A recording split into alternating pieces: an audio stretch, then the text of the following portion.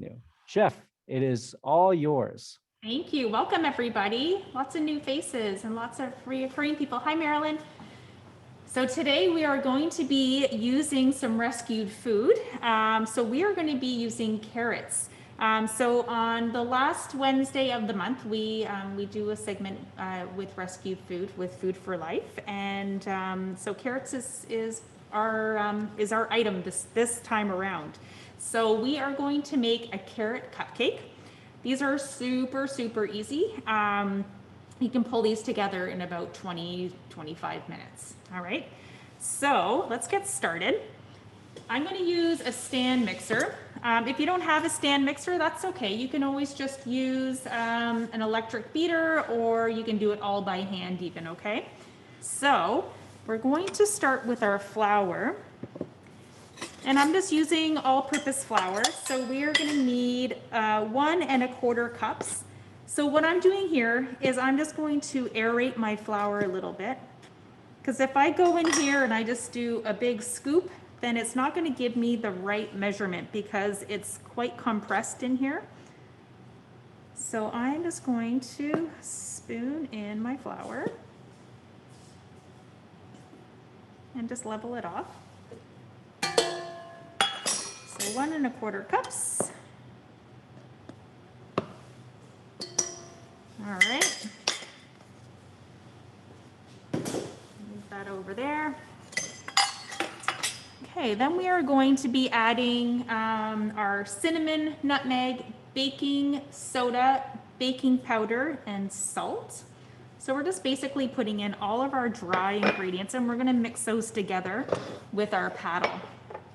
So in this recipe, we're using both a brown sugar and a white sugar. Okay, so they kind of play some different roles here.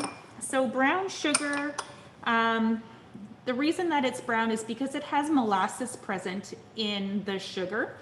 Both are very hygroscopic, which means that they will absorb moisture.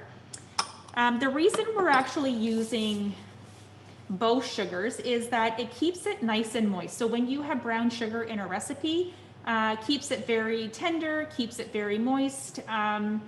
And that's also the reason that we're using 2 types of leavening agents too. So we've got baking soda and baking powder. So with brown sugar is quite acidic. So we need to actually add the baking soda. Well, we need the acid from the brown sugar to activate the baking soda, and vice versa for the white sugar and the baking powder. Okay, so I'm just gonna give this a little stir. Chef, while you're stirring that, I noticed some names that we haven't had attend For the Love of Cooking before. So certainly welcome. And I've dropped a link here in our chat. So each and every week we post in advance what the item and what the ingredients you'll need. So hopefully you're able to find those in advance of this session. However, if you join us in the future, just make sure you check out our free virtual rec programs page, and then you can see what you actually need to have prepared. That's why some of our return attendees have already got their stuff going in front of you. Okay, good reminder. Thanks, Daniel. Okay, so I do have some canola oil here, and then I've got a little bit of vanilla mixed with water. I didn't have any milk, so we're just doing a little bit of water in place of the milk. Not a big deal. If you had milk, go for it. If you don't, you can use a little bit of water.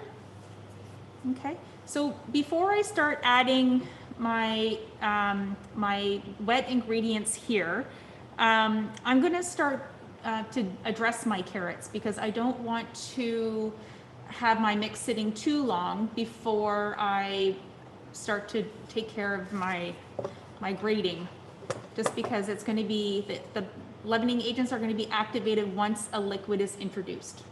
Okay, so I'm just going to peel some carrots.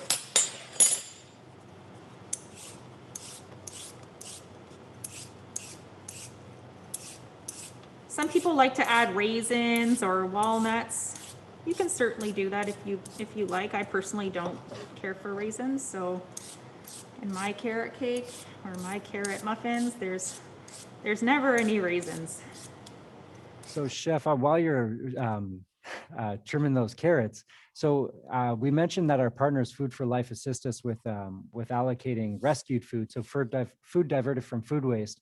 So if you're, I know COVID has got a lot of people down and isolated, but there are still volunteer opportunities. So like organizations like our food banks and are still operating. I know my wife and I did an activity not long ago with Food for Life where we sorted like I don't know, like maybe 2 tons of rescued carrots, and you try to pick out the really gunky ones from the fresh ones, and then those fresh ones go out to community. So if you are looking for some purposeful way to volunteer, certainly recommend connecting with Food for Life.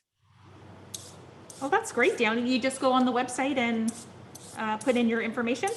Yeah, there is. They run a very big operation. So it's a warehouse and they have dozens of volunteers every day. I know that there's lots of interest, but certainly no harm. And if you have the free time, reach out and see what it is that you can do to help. There's also the organization Volunteer Halton. So that's a webpage. You can search volunteerhalton.ca. And usually, well, not usually, always, there will be positions available that are needed in the community for those looking to volunteer. You can find something purposeful for you to do with your time that helps everyone.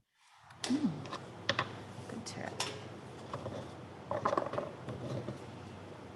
Okay, so I do this the old-fashioned way with the box grater when I grate my carrots. Now there's a couple different settings on your grater.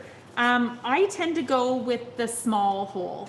I just find it creates a little bit of a finer grate so that you don't get big, long, stringy pieces of carrot in your muffins. Okay, so I'm going to just grate some carrots here just till I have about 1.5 cups. If you are going to be putting walnuts or any kind of nut in your muffins, I would suggest roasting them first. This helps to bring out the oils, bring out the flavor. Make sure you don't get your knuckles.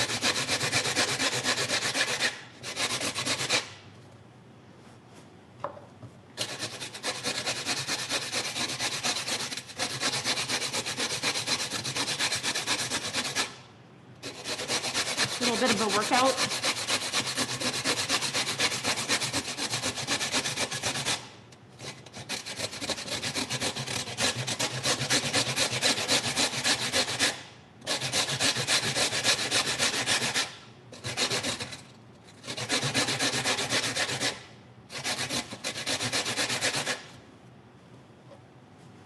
Okay.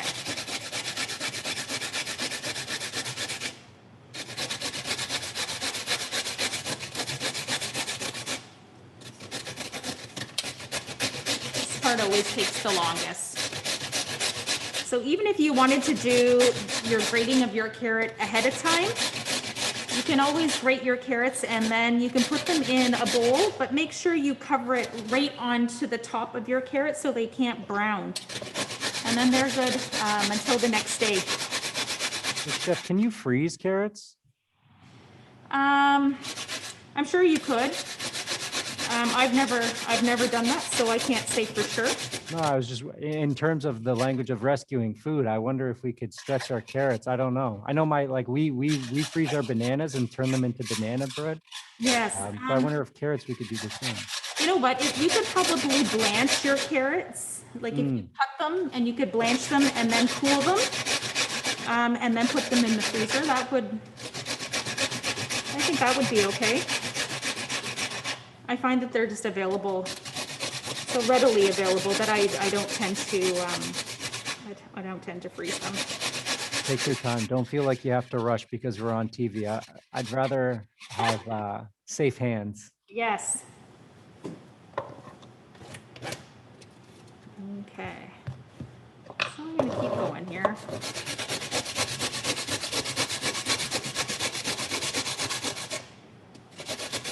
I got this great little grater actually from IKEA that is perfect for the kids, and it just sits flat on the counter, and then the grater part is the lid, and so the kids can grate cheese or whatever, and then it comes with a handy lid that you put on, And then you can put all the leftovers back in the fridge in a covered container. Okay, so let's see here. I think I've got about 1.5 cups.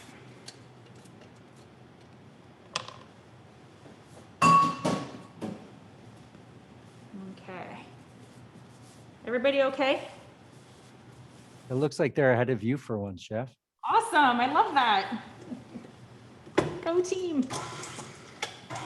Okay, so with our mixer running, I'm gonna actually add in my eggs first.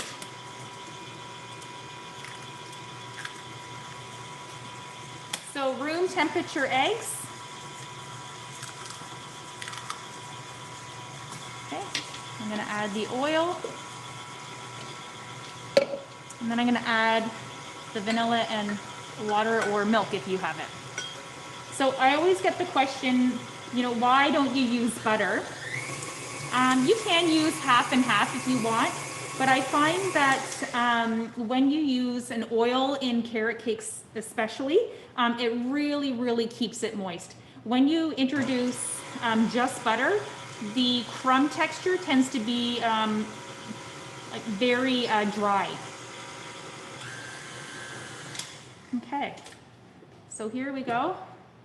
This is looking good. This is perfect. And then I'm just going to add in my carrots. So I'm just going to guesstimate that that was about 1.5 cups, but you can always measure.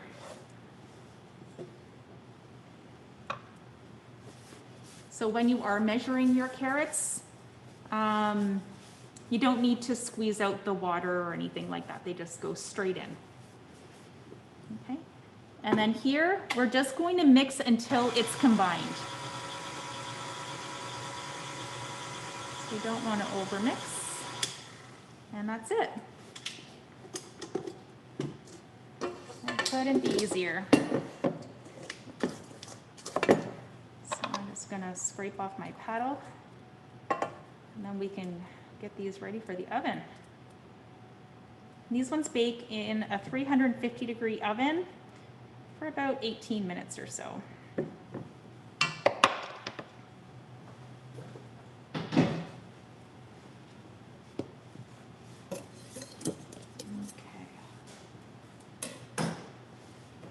All right, so I'm just going to give this a quick stir just to make sure it was mixed thoroughly from the bottom.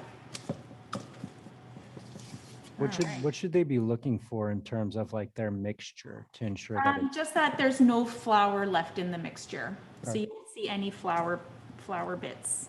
Sometimes they like to collect in the bottom. Okay. So then we just have our cupcake tray. Then we just use a liner. So you just put them in. You should get about 12 cupcakes to this recipe. And these freeze really well. So if you only want to eat 4 and put the rest in the freezer, you can certainly do that. Okay. So what I like to do is I actually like to use an ice cream scoop. So I know that every scoop is the same going into each cup. So they're all going to be the same size. Okay, so I just do a scoop and then press it in, put it in. Really makes it quick and easy. And then you're not getting it all over your tray, because that's never fun to clean up.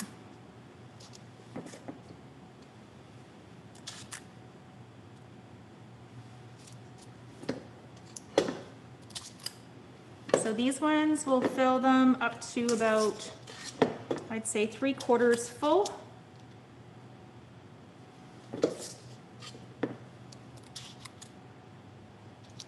And again, if you wanted to add walnuts or pecans, go ahead, or raisins.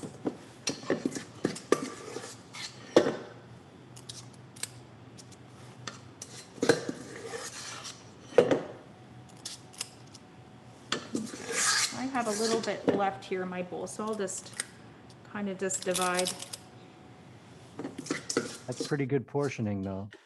Thank you. Pretty close, pretty impressive. Done this once or twice. Mhm.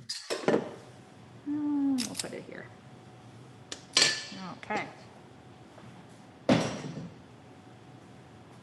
Awesome. And then I'm going to get this into the oven at 350, okay? Or Tanya's. Thank you, Tanya.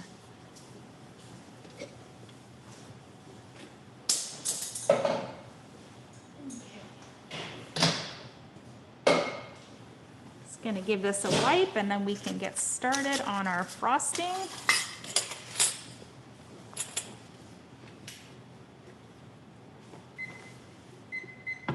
So make sure that your cupcakes are completely cooled before you put your icing on. Otherwise, you're gonna have a big mess. How much time is that? Let's do 15 and then we'll check.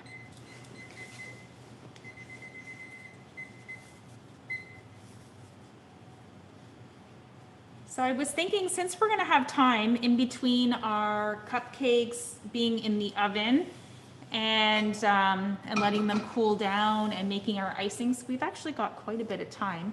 So I thought we'd maybe make a little garnish. And this is completely optional, and this is just something I thought about today. So don't feel like you have to do this, but I'm just gonna show you how to make some candied pecans. Okay. So again, don't stress. You don't have to do this. You're just gonna, whoops, gonna show you how to do this. Oh, wrong burner. Here we go. Okay, so I just have a small pan. And what I'm gonna do is, I have about a cup of pecans here, and I'm just gonna lightly toast them in my frying pan.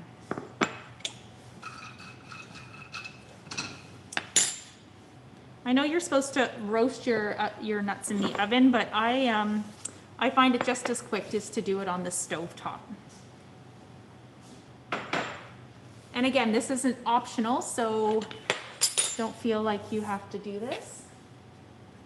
Chef, did we give them these ingredients? Yes, so Oh, we did? Okay. Oh no, I didn't. Sorry, Oh, Dan. no.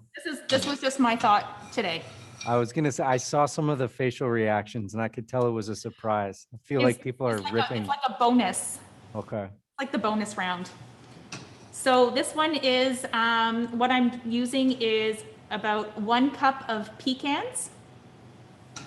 And I've got half a cup of brown sugar with a little pinch of salt. And just gonna put in, I have a little bit of water here. So there's really nothing to this.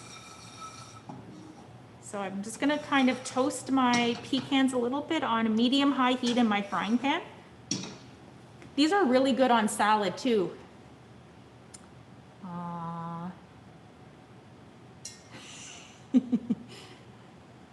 Dinner time. Yeah. Special guest.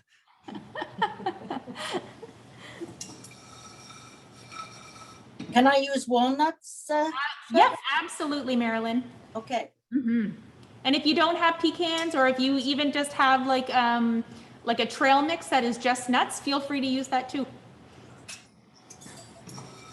Again, this is, you don't have to do this, but it's just kind of like a little garnish, just because we have time.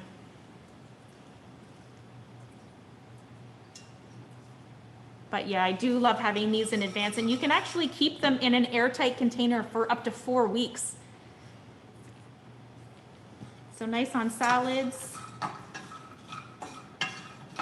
even nice on sandwiches.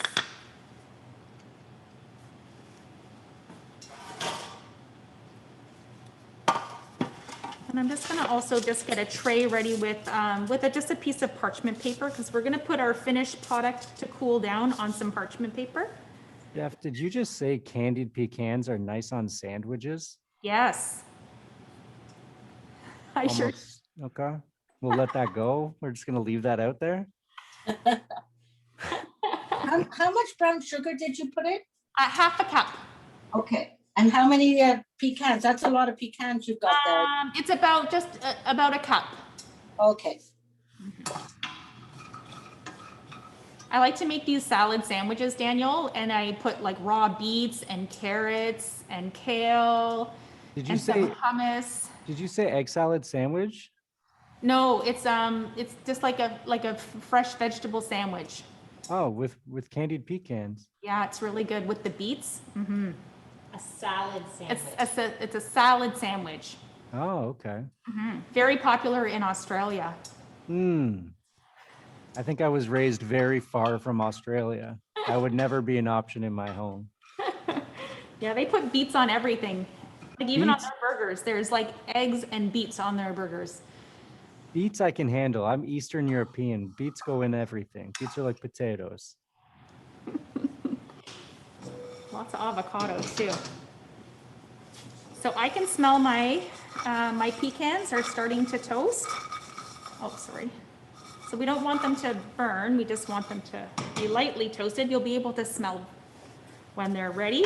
They'll have that nice fragrant smell. So I can see mine are starting to go a little bit colored. So I'm going to take mine off. Okay, so I'll just put these here for now. And I'm going to put this back on the stove. So in my pan, this is when I'm going to add my half a cup of brown sugar. I'm just going to put it right here in my pan. And I'm going to add a little bit of water just to help the sugar dissolve.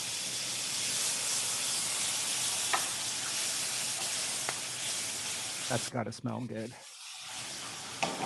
Also, you can add a little bit of cinnamon to here.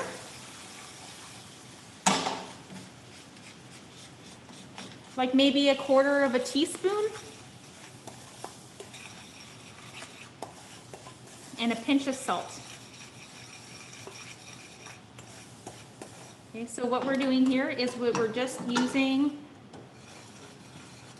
our spoon just to give a little stir. We're wanting the sugar to dissolve.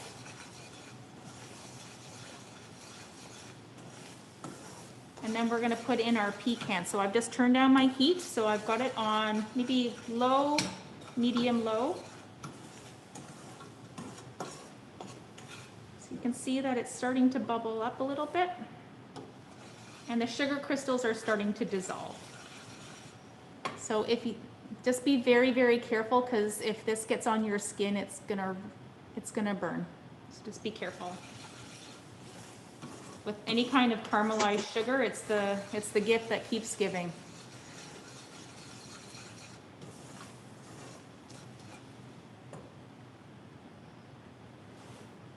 So this will actually stay nice and crunchy in an airtight container because we actually have no presence of fat, so there's no butter in here.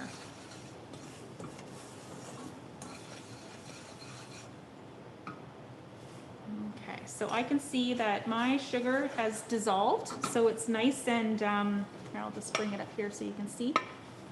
So you can see it's kind of nice and smooth consistency. Okay. So at this point, what I'm going to do is I am just going to put in my nuts here. And then I'm just going to give this a stir just to give them a nice coating of this sugar. This is also nice if you wanted to add a little bit of maple syrup.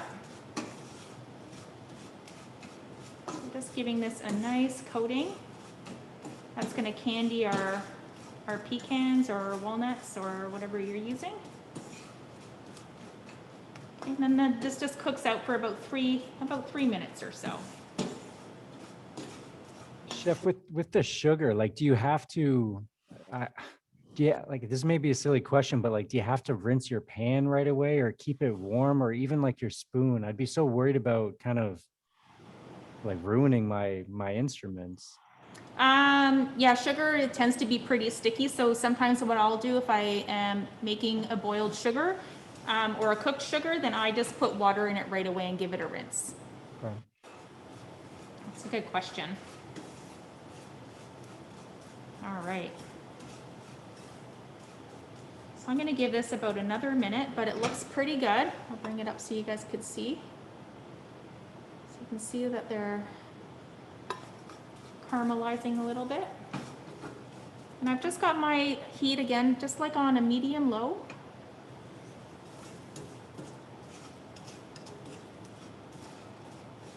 If you have coconut too, you could always toast a little bit of coconut to go on top of your cupcakes. That's always nice. Where does it end, chef? I know, we can go on and on. We could do some caramelized pineapple. We won't today, but. All right, so mine look like they're pretty done. So this kind of shows, so you can see that not a lot of liquid is left. Okay, so then I'm gonna move this over to my parchment paper. And I'm just going to put this on here. I'm just gonna use my spoon just to kind of spread them out a little bit.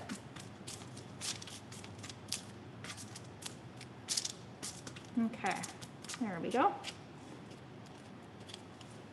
And then we'll wait for that to cool down and then we can use that for our garnish. All right, so I'll put those up here for now. I'm gonna put some water in my pan.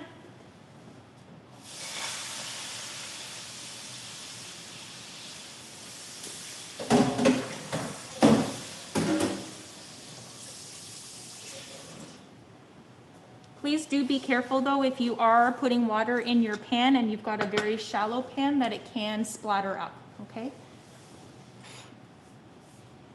And then if you have any spills from the sugar, just wipe them up right away from your oven. Otherwise, you're gonna have that burnt smell next time you start up your stove.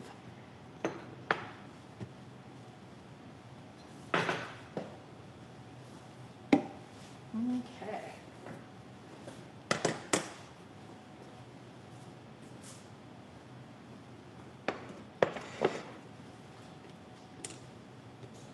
How's it going, Marilyn? Is it good? Yeah, it's good. Okay, good, good. Good. Did you do the candied walnuts, Marilyn? I am, yes. I'm doing the brown sugar now. It's a pro. nice. So you said put a little bit of cinnamon and salt in, right? Yep, just a Okay. pinch, just about a pinch. Yeah.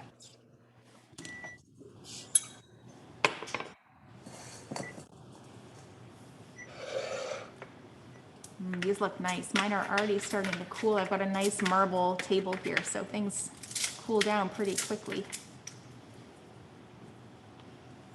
Okay, so with cream cheese icing, it's really, really important that your cream cheese and your butter are at room temperature. Okay. So I'm just doing half the cream cheese recipe just because I don't need enough for 24 cupcakes. So I'm using half of a brick of cream cheese and half of a stick of unsalted butter. If you only have salted butter, then that's okay, go for it.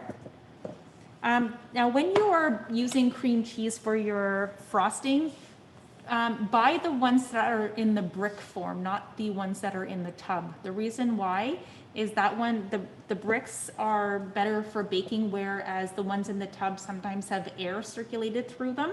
So you're not, it's not very conducive for your icings. Okay, the same with when you're making cheesecake. Okay,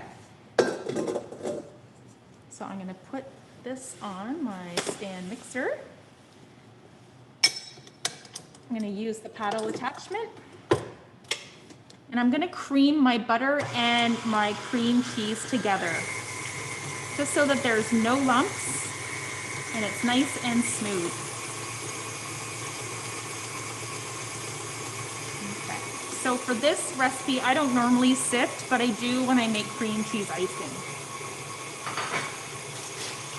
I didn't for our cinnamon buns because those just get loaded on, but sometimes when you're piping, you'll want to have a sifted icing sugar so you have no lumps in your piping bag. Okay, so I'm just doing half the recipe here. So I'm just using 2 cups of icing sugar.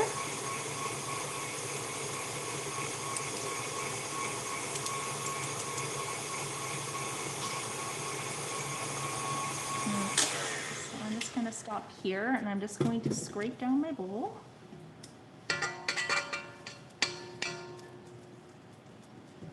And we're going to add the icing sugar in a little bit at a time. Okay. I'm gonna add in a touch of vanilla, maybe about, I don't know, quarter of a teaspoon. And if you have some fresh lemon, I would add in just like a tiny squeeze of lemon juice. It really takes it next level. You've got that little bit of acid with the cream cheese and it's really, really nice. So chef, the icing, it was just sifted basically to avoid any clumps and bumps in it? Correct. Okay. And then you can see here the cream cheese and the butter are so nice and fluffy.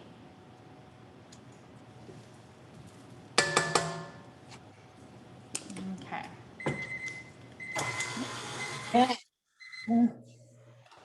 There's our timer.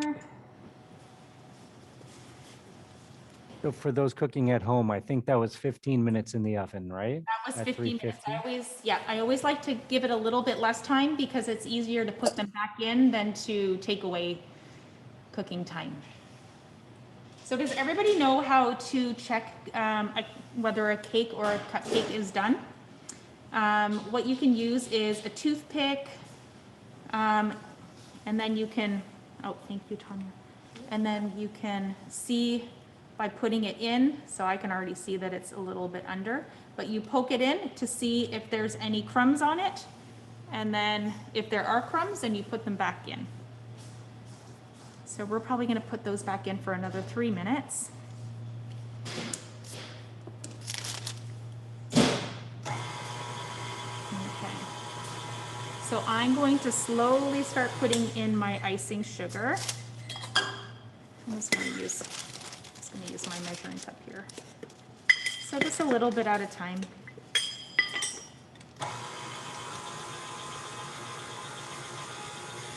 So when I'm making cream cheese icing, I never put my mixer on high. I always keep it about a low to medium. The reason for this is I don't want to create too much air into my icing here. And cream cheese icing can be a little bit on the finicky side, where it gets to be too runny.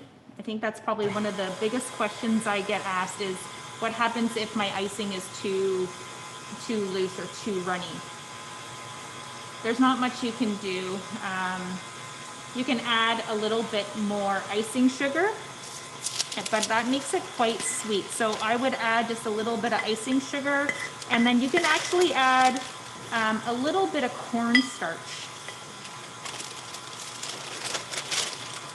but not too much cornstarch because then it really takes away the taste of the cream cheese icing.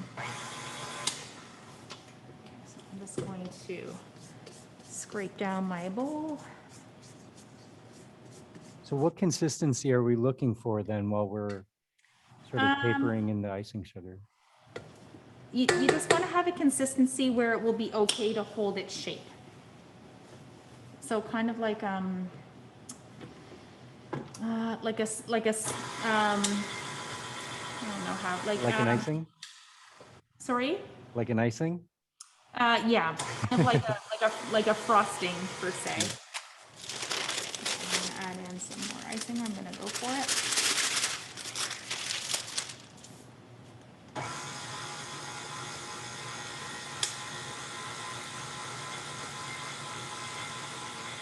I'm just gonna mix here. All right, this looks pretty good. So let me scrape it down, then I'll be able to show you the texture a little bit better.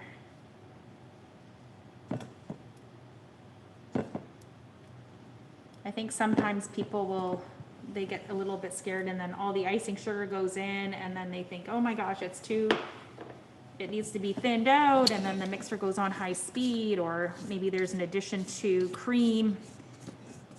But it's really just a very simple recipe. So you can kind of see there a bit of a glare there? Does that help? Yep. So you can kind of, Oh, wow. Sing family. Those look really good. I think those are ready, chef. oh, wow, beautiful. And then when you put in your toothpick into your cupcake and it comes out clean? Yeah, Yeah. perfect. Awesome. Thank you, Kamna. Nice job. I always love the sharing. I'll show you how to put them on your cooling rack too. That's really quick. Okay, thanks, Tanya. So these are they still need time. Thank you. So ours are taking their time. All right, so when you have your cupcakes and they're out of the oven, what you're gonna do is you're going to put them on a cooling rack, because if you leave them to cool off in your muffin tin, what happens is that they start to sweat and then they actually they peel from the paper, and then you'll get a little bit of a gap in between the bottom of your cupcake and the bottom of the liner. So it's always really important to take your cupcakes out of the muffin tin and have them cool on a wire rack. Okay.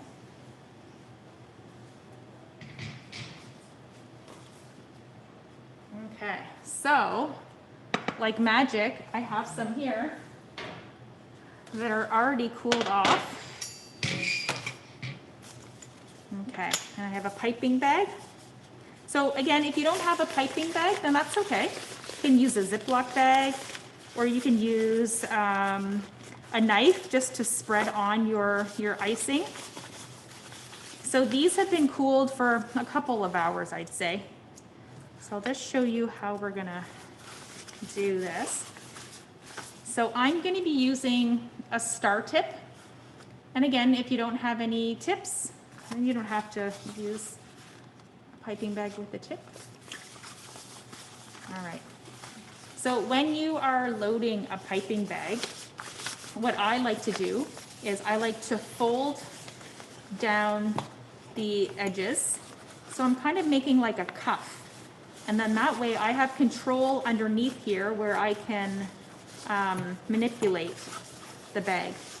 So then I don't get my hands dirty. Okay? So then I'm just gonna take a scoop of my icing here and I'm gonna put it right into my bag. Okay? So when I'm done, then this cup just comes up. And then I have nice clean hands. Okay? So I'm just gonna push all my icing to the bottom of the bag. And then I'm going to twist my piping bag just so I have full control over the tension of the bag. So when you're piping on your nicely cooled down cupcakes, I think that the general idea is to make sure that you have equivalent icing on the outsides as you do on the inside, if that makes sense. So what I like to do is I actually just like to do a little dollop in the center, and then I start piping on the outsides and I work my way to the middle. Okay, so when you are piping, I just go at 90 degrees and you're applying nice even pressure on your bag. And then you're just doing a nice swirl. So I'll show you, I'll try and do this like a little bit closer up. So I'm just gonna do a little dollop here, and then I'm just going around, and then I'm looping back over my first turn. That's beautiful. Thank you. Okay. That's a good ratio. Good icing to cake ratio. It is a good ratio. That icing tastes really good. It's good, isn't it? Yeah. Aw, thank you. So ours have just come out of the oven too. So I'm just gonna quickly show you. So I'm gonna put in a toothpick and the toothpick comes out with no crumbs. So this is what Yep. we're looking for.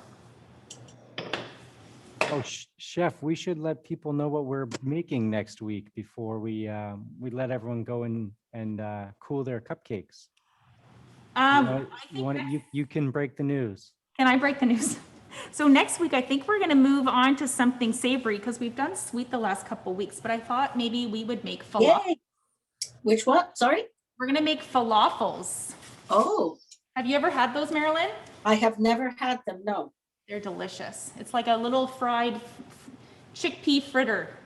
Oh, Yes, they're delicious. Okay, so I'll show you piping on here one more time. So I'm just gonna do a little dollop here, and then my bag at 90 degrees. And I'm just gonna move around, and then I'm gonna go on top, and then I'm just gonna finish off by letting go of the pressure and just pulling away. It takes a bit of practice. So I'm seeing some folks join us later in the show. So thank you so much for joining us. We are just coming to the end of For the Love of Cooking with Chef Laura Strath. And today we made carrot cupcakes with ice cream, icing, and Cream cheese candied icing. pecan. cream cheese. What did I say? Ice cream. Ice cream. Ice cream, cream cheese. And then I've got my We know pecan. what you're thinking of. Yeah. You know, we when we did those chocolate peanut butter cups a few weeks ago, Chef, because they had flour in them, I actually on the way home, I ended up getting sucked into a grocery store and I bought Reese's cups and chocolate peanut butter ice cream, and I just destroyed my emotions. It was fantastic. Oh, good for you. Sometimes you got to do what you got to do. Yeah. Are there any questions for Chef before we let her go? So I've just topped here with No, our toasted pecans. Our very nice. Yeah. Yeah, the mice here. Oh, nice. Yeah, they're I'll just quickly show you. I know that we have to go now, but I'll just want to quickly show you something.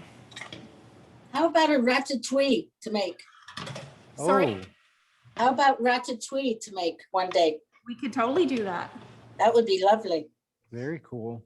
So what I'm going to do here is I'm going to do this. So I'm just going to put my cupcakes on. Oh. Oh, okay. That's easier than what I was doing. And then I just turn them right over. Okay. Saves a little bit of time Yeah. and saves your fingers too. Yeah. And there we have it. Okay. Well, thank you. Oh, thanks everyone. Thank you Thank so you, much Chef. for coming. So next week we told everyone we're doing falafel. Tomorrow, certainly welcome to join us at 11:30. We are doing gentle stretching and mindfulness, and we're introducing a new program on Thursday evening. So tomorrow evening at 6 p.m., we're introducing a program called Planting Our Seeds with Grandmother's Voice. And this is an opportunity. So the town has joined a partnership with some of our urban indigenous leaders, and we're going to be having the ladies from Grandmother's Voice join us for 8 straight weeks to help residents of Oakville and the broader Halton area sort of understand the calls to action through the Truth and Reconciliation Commission. So basically what our role as residents or citizens of Canada is to Indigenous people, particularly urban Indigenous people here in Oakville. So definitely, if that's something that could be of interest for you, join us at 6 o'clock tomorrow night. And we have almost 200 people registered, so it should be a busy, thriving discussion. So definitely consider joining us then. No registration required, just hit the same button and you can jump on in and enjoy the conversation. But that is it for tonight. Thank you guys all so much for joining us. I look forward to every session we do, and it's always great to see some familiar faces. So thanks for you guys for sharing your cameras, and I look forward to seeing your posts on social media, Kylie, so we can see what the end product is. Later, Thank guys. you so much, everyone. Okay. Chef- Thank you. Good night. Bye. You're the host, so you got to end the meeting. Okay, thanks, Daniel. Bye, guys.